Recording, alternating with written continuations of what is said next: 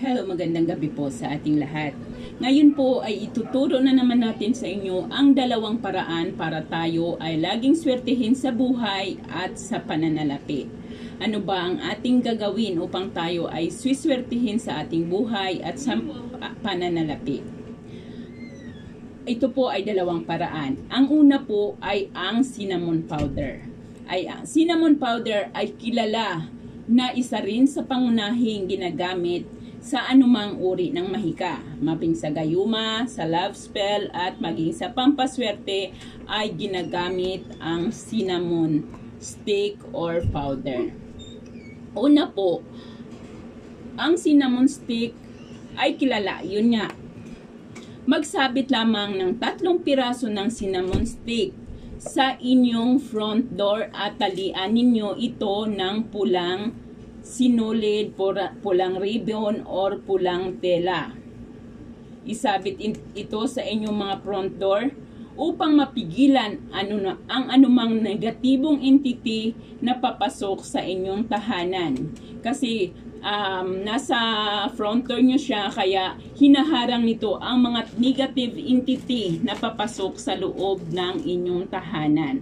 Kaya dapat mayroon po tayo nito sa ating mga front door, lalo na ngayong papalapit na ang pinakaunang araw ng Ghost Month, ngayong Agosto 15. Kaya maganda po iyan upang maharangan po, at sabi nga nila naglilipa na ang mga bad energies sa panahong iyan. Kaya wala pong masama kung tayo po ay gagawa nito. Isabit lamang po natin ito sa ating mga front door.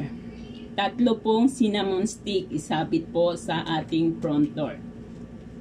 At para naman lumakas ang ating mga pang-akit sa tao at lagi tayong lalapitan ng swerte, lalo na sa may mga negosyo, ang gagawin po lamang ninyo ay magpakulo lamang po kayo ng 3 piraso ng cinnamon stick. 3 piraso ng cinnamon stick, magpakulo po kayo sa kasirola. Hindi naman po kailangan ng maraming tubig, kahit katamtaman lamang po ng tubig ang inyong ilagay sa kasirola. Pag kumulo na po iyon, ang tubig po na galing doon ay ihalo po ninyo ito sa inyong pampaligo. Lagyan po ninyo ng 1 kurot na asin at inyo po itong ihalo sa inyong pampaligo, sa inyong panghuling banlaw. Yung mga may shower po, karamihan gumagamit ng shower, ay siguro pwede po tayong panghuli nating banlaw ay gumamit po tayo ng timba. Doon po natin ilagay ang ating cinnamon powder. Haluan po natin ito ng tubig mula sa gripo. At yun po ang ating ipanghuling banlaw. Ito po ay upang lagi tayong siswertehin, at kung may yung ating buhay pakiramdam natin ay lagi na lang tayong minamalas, ito po ay magandang pangalis malas para sa ating mga katawan.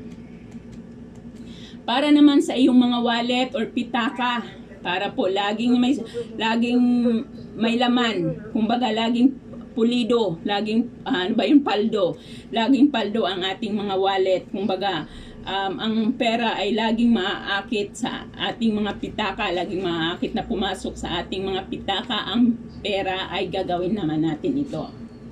Maglagay lamang ng 1 cinnamon stick upang maging maganda ang pasok ng pananalapi. Ilagay po ito sa inyong mga wallet upang ang swerte sa pananalapi ay laging lalapit sa atin. Kaya ang ating mga pera, ang ating mga pitaka ay laging paldo, or hindi kayo masasairan ng pera sa inyong mga pitaka.